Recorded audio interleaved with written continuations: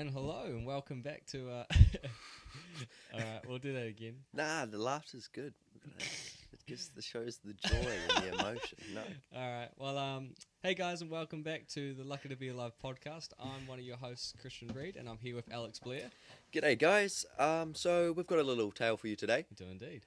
So I guess it begins when we were caving in Waitomo, which is central New Zealand, and it's a really, really cool caving spot. And my dad used to be a caving guide there, and so we know quite a few of the people that guide there, and they were taking us through a cave one day. But anyway, the story's not to do with the caving trip, although that would be a tale for another day. Yeah, true. But we're talking to this one guy there, Pete, who does a lot of canyoning. And for those of you who don't know what canyoning is, it's basically just abseiling and trips down steep rivers, and gorges, abseiling waterfalls and things like that. And he saw we were a bunch of keen, energetic young adventurers, so he told us about this really cool canyoning spot, like a 40-minute drive from where we live. And the place is called Kaiete Falls. So after we got back from this caving trip, we decided to go and check it out. Yeah, I remember that morning. I see it every time. All these trips start the exact same. It's that conversation of like Alex calling me and being like, "Hey man, what are you doing? Oh, do you want to do something you've never really done before?" and he hits me up about this place called Kaiete Falls, and he says like, "Hey, there are these like abseiling bolts that go through these waterfalls. Do you want to come do it for an afternoon?" And I'm like, "Yeah, sure, why not? Like, we've almost died before. Let's do it there. What's one more time?" And so we end up coming around to his house, and we're like packing up all this gear. And I think this must have been like one of the first times I'd gone abseiling. And I think it was the first time you and I had both gone to Kaiete Falls. No, not quite. But anyway, and so we're driving there in the van, the van, breaking down almost. And so we get to, pretty much we're coming down through this walkway, and we get to like the top of this fall, and it's just absolutely stunning. It's freezing cold, fresh water. Bloody cold. Yeah, but it's got like an amazing view, and it's like there's dodgy bolts just like in the rock, and I'm no expert about it, but it just didn't look. It looked pretty dodgy to me. I wasn't trusting it, but I know I trusted you, surprisingly. And anyway, and so I get like a 2-minute tutorial video on how to abseil, and then from there it's pretty much off we go, eh? Yeah, well, there's 3 major waterfalls at Kaiete Falls, and basically you just make your way down the river doing them until you get to the bottom. So the first waterfall is pretty straightforward, isn't it? It's a really good one to get going. How high would you say it was? 6-7 meters, maybe? Oh, more, surely. More than that? Yeah, I reckon at least 12. Definitely. Oh, okay. Oh, we'll go with that. We'll go with 12. It sounds better anyway. Yeah, it's actually it is a really good waterfall to start on, because the way you go back is it almost steps you down a little bit before you have to commit to fully leaning back. So it's quite a nice slope down. But then it's sheer. Then it's a sheer cliff after that. Yeah, exactly. Yeah. And but it's a good one to kind of get your hopes up, to say the least. get the confidence ready, because once you go down this first waterfall, which is a lovely waterfall, you're committed to having to go down the second waterfall. So if you hated the first one, you've got to commit to the second one. But fortunately, both really liked it, and it was really good. And no, yeah. Well, I was just going to say a thing that we should probably mention about all 3 of these waterfalls is basically because they are waterfalls. Naturally, they just end in big pools. So you're not abseiling onto solid ground. We never really abseil onto solid ground, do we? It's either into a kayak, or into the water. That's about and right. It was really deep, cold water as well. So you have to take off the rope and detach while you're submerged in the water as well, which is a bit of a mission. Yeah, you wouldn't want to get tangled up in the rope for sure. Nah, not quite. But it's funny because like that first waterfall, like, would you say I did pretty good? I think I went pretty good. Pretty good. Fantastic. But we've got a friend of ours who will remain anonymous, and Alex, you may as well do the honors. This was your situation at the same at Kaiete Falls, but it wasn't on the waterfalls. It wasn't. Yeah, it was just part of the walkway. Yeah. Just a cliff that went off the walkway, basically. But no, like you said, we won't say her name, otherwise she'll kill me. Yeah. She'll know who we're talking about, though. I thought we'd take her abseiling one day because she's a cool chick. But we took her abseiling, and basically, the one thing you have to remember when you're abseiling is you just do not let go of the rope. But that didn't seem to really stick in her mind.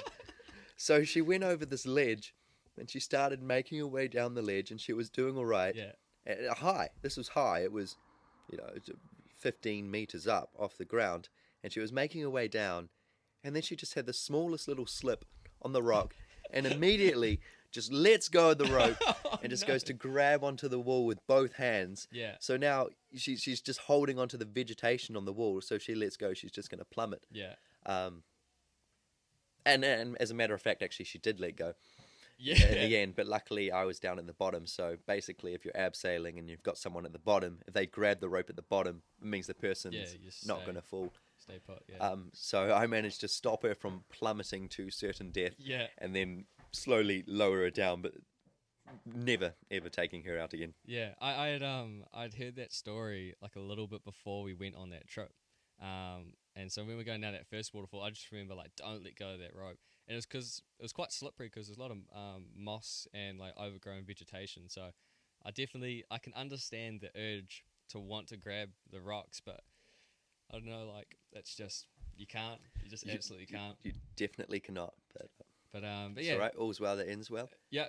But just to put context to Kaiete Falls, it's not it's pretty full on place. Yeah, it's pretty gnarly. So I mean, that's kind of crack up for her at least. That she, the first time she goes there with you is that's first and last time. Yeah.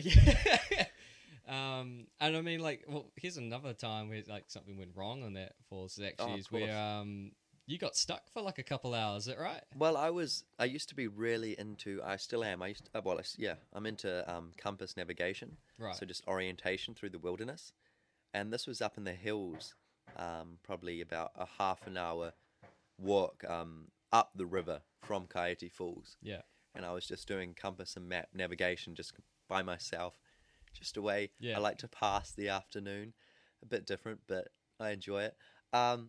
And I had my rope and abseiling equipment with me, and I got to this waterfall that I guess not many people know about because there's no track that leads to it. And it's not as high as the other ones down the bottom, but it's still at least about 6 meters high. Yeah. And there were ways around it, but I thought, this looks like a fun little abseil I'll set up.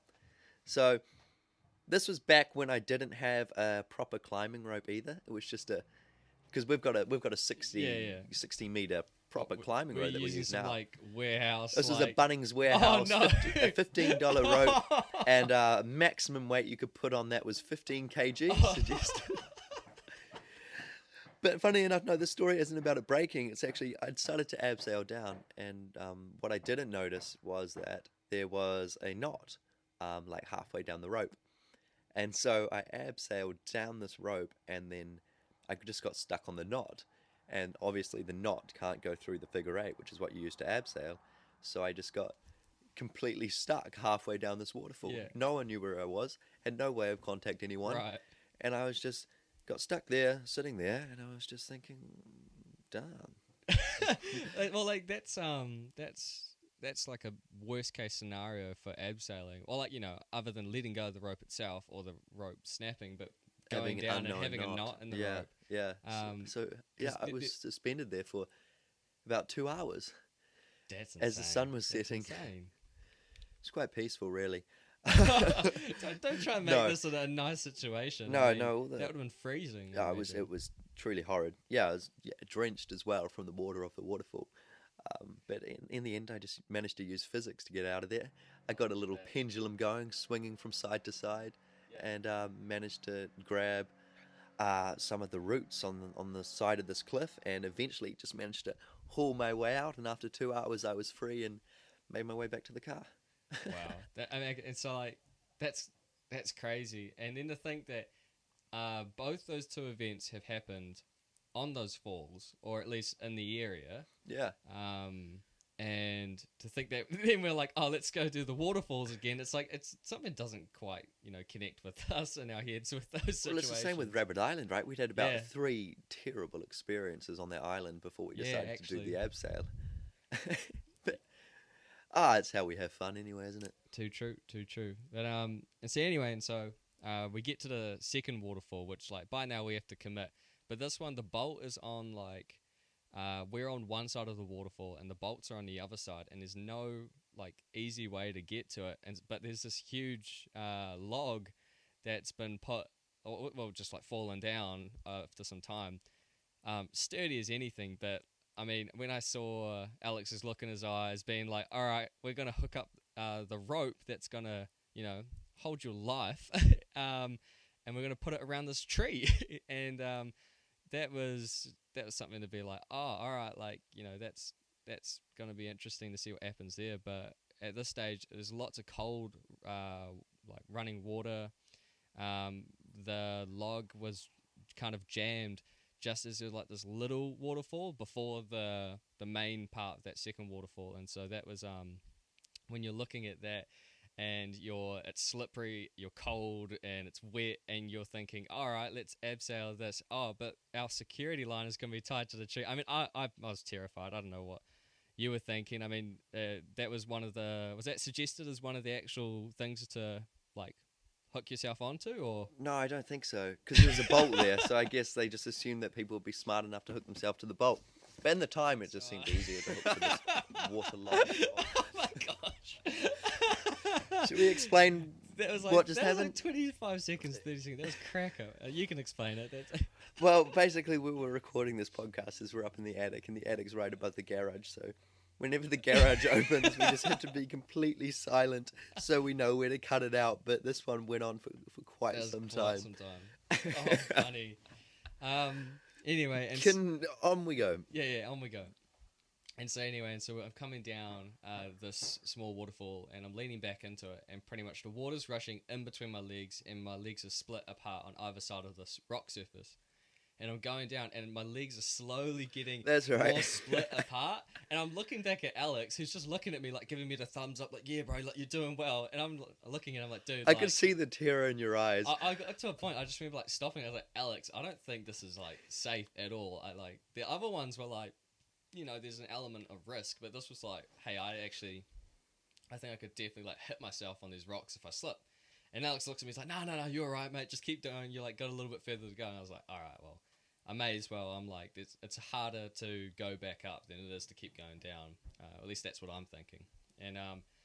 And so I'm continuing down, and my legs are like completely split apart at this stage, or like almost at least. And I get to this point, and I have to move my right leg down by at least 300 mil, and to get to this next ledge to be able to then plant myself to get off. But my legs are so far split that if I move one, I know I'm just going to slip off. And it was one of those moments where it's like, well, I have to do it anyway, so I may as well try and, get it right. But I don't. And so I move my foot and I slip straight under the waterfall. And what happened is I go under and I come under the water, which is like, that's an awful situation to be in. When you're attached to the rope and being pushed under the water by a waterfall, I don't think there's any worse situation you could possibly be in. That's really bad. And I mean, because you can't even, at that stage, you're being pushed under, you're connected to the rope, and you can't exactly like pull yourself back up out of it. You have to unclip from the rope, but when you can't see what you're doing and you're panicking, you're freaking out a lot. But fortunately, what happened is I managed to swing underneath, and the waterfall caved in a little bit. So there was like this little pocket of air for me to be able to breathe and be able to plant my feet either side of this rock surface. But behind the waterfall. Yeah, behind the waterfall. But from Alex's perspective... Well, yeah, I thought I'd lost him. The last thing I saw was him, with that look of terror in your eyes, and then you slipped, and then you disappeared under the water. And of course, because you went behind the waterfall, But obviously I didn't know that, and it just looked like that you were just drowning, because all I could see was the rope Yeah, just so the plunging rope would into have the just water, plunged straight in. and it looked terrifying. And yeah, I thought you were drowning. So I mean, they say what happens in those situations, and I definitely experienced that. Then that kind of the adrenaline kicks in, Mm. and you kind of go into like superhero mode, Yeah. extra strength. So without even without even clipping into this rope, without attaching any abseiling device, I just grabbed onto it, both hands, and then just started hand over hand going down this waterfall. My little savior. Just pat, oh man. And then I just dropped into the water to dive down, just to attempt to pull him Yeah, back yeah. up. And that's when I see you And then it's just my tucked behind dumbass the face, waterfall. just like under the waterfall, just looking at him like freezing cold, going like shit, get it under. I tell you what, I've never experienced relief like that. To see Yeah. that you're alive and tucked, I'm not going to say tucked safely behind that waterfall, but alive. Alive, yeah. Yeah. I was pretty stoked to see you. To be honest, I was like, well, one, I was kind of freaking out, but like because I'd managed to plant myself, like I knew I just had to calm down and get it undone safely. But I also was thinking, man, if Alex has got to come down here and he mucks up, there's no way I know what I'm gonna do. I'll be like plunging in and just like probably hitting you accidentally. But anyway, fortunately, like we got out of that situation, which was like the dumbest thing because that freaked me out, and that was a small waterfall, and then the one we were about to do was like 26 meters. So I was terrified of this waterfall because I was like, I'm sick of abseiling today. I want to go home, but it's too slippery to go back up. Oh yeah. And like it is, it's always easier to go down in the end. And but no, fortunately we got out of that situation, and I didn't drown that day, which was great. And well, thank you, Alex, for coming down and getting a bit of rope burn on the hands and all that. Tell you what, I was scarred up on the hands for a couple of weeks after that. Anyway, and so then, do you want to explain that last waterfall? Because that was actually a really cool waterfall. That was just really cool. Nothing went wrong, which is such a lovely change. Yeah. Yeah. Yeah, just a really high, 26 meters. I mean, we keep saying 26 meters, but we really don't know. It was high. It was very high. And we had quite a few spectators, didn't we? Actually, yeah, I reckon we had maybe like 20. Yeah, 20 people were down the bottom watching, filming, loving it. We had a crowd. We were putting on a bit of a show, bouncing down this waterfall. But it was quite slippery. I was not bouncing down this waterfall. I was scared shitless coming down this waterfall. And I saw these people, and I was like at a point where I just didn't care about like them looking at me recording, being like, "Oh, it's so cool, man." I was terrified. I was like, "Man, I'm gonna like fall to my death now," and Alex isn't there to get me now. But it was a wicked waterfall. Actually, I remember this part because I went down the side of the waterfall, and Alex went a bit more towards the center. And I remember going down, and there's this rock that was like popped out, which was like perfect for scaling down. But about halfway through, it like stopped, and it meant that gravity was like pushing you into the waterfall.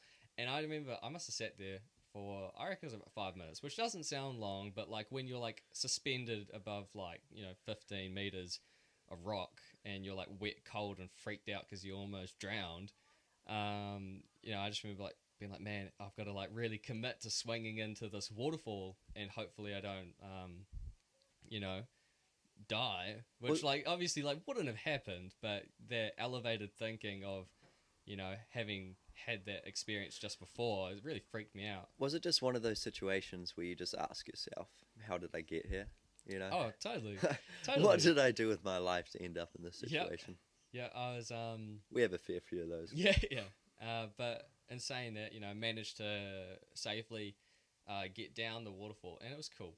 It was really cool. Like, it's one of those like moments in the movies where you end up like screaming out that you're just so excited, and it's such a cool moment to one, share with each other, but also to experience ourselves. Was awesome. And then pretty much we just managed to come down the waterfall, jump in like this big pool of water, and get a few pats on the back, and on our merry way from there. I mean, Yeah, well, just one thing to add, we would have some, because one of our spectators who we had a chat with once we got down, got some really, well, he was filming us abseiling down this waterfall, and we would love to share those videos with you, but part of us don't really see the point because the waterfall's it's quite big, we look so small on the cliff that you can hardly see us anyway, so we might do, we might not, but... Yeah, we'll see, but that was such a cool... I mean, I was relieved, to be honest. Like, it's one of those moments, like, it's one of those fun times when it wasn't fun in the moment. It was fun once I finished it. When I finished it, I was like, that was awesome. I'm keen to do it again. And we did, actually. We've done it, like, three or four more times after that. And taken other people down it, which is awesome. And, you know, learning new ways to go down it without, you know, potentially hurting each other. We've got a 100% success rate so far, which is good. What? No lives lost? Yeah. Oh. yeah. No. Yeah, but no, what an amazing trip. And I mean, I say that about all the things that we've ended up doing. Just, you know, Alex, you definitely know how to get a thrill out of someone, but it was awesome. And we've got a few plans for that waterfall as well, don't we? Actually, that's true. Do you want to explain that? Yeah, well, I mean, we'll definitely talk about it in a future podcast, but what we're planning to do is on the very top waterfall, which we talked about at the start of the podcast, we're going to extend our rope. It's quite hard to explain, but we're going to extend it across over the pool at about the height of the top of the waterfall. Mm-hmm. And what we'd like to do is we'd like to suspend a hammock in the middle of that rope. Yeah. So we can just lie in a hammock suspended 10 or more meters above this pool, and just have a snooze. It's going to be so cool, but I mean, like, logistically, like, it's going to be an absolute challenge to do, but that'll be awesome. And then, I mean, the other one I remember you mentioning was the similar idea. So you put a rope across the bottom pool in this. Yeah, the bottom pool, and then crawl into the middle and like pull on the rope so that it splits. Is that right? Yeah, so I've been forming this special knot, which is a bad start when it's a knot that you've invented yourself. But basically the idea is that we'll suspend it as high as we can over this pool, and then you'll just use a pulley to pull yourself out into the middle. And then I've invented this knot, which basically, even if you've got the tension of a person suspended, that tension on the knot, you can still easily untie it with one tug of the working end. And so basically it's like a theme park ride. You tug the working maybe end, not, but and then the knot will just come undone, and then we'll just drop down into the pool. Yeah, that'd be awesome if we end up doing it. But I mean, like, same diff, I'm going to be freaked out. But, it all sounds good on paper, doesn't it? It does. It really does. But yeah, I mean, those will be some future stories, which will be awesome. You know, I'm sure we'll find a little crowd to join us with us for those adventures. But I mean, yeah, Kaiete Falls, guys, like, check it out. It's a wicked spot. Yeah, oh, absolutely. And plus, if you enjoy the podcast and you ever want to come on an adventure with us, let us know. Yeah. We'd be happy to take you. Yeah, flick us an email or a message on our social media accounts. If our near-death stories haven't just completely put you off. Yeah. No, cool there. So, thank you so much for listening to this episode, and I hope you guys really enjoyed it. Again, follow us on our social media, so that would be Facebook, Instagram, and Twitter. Oh, not Twitter. Jeez, Snapchat. Sorry. Yeah, so thank you so much for listening. Is there anything else you want to add? No, you've summed it all up nicely.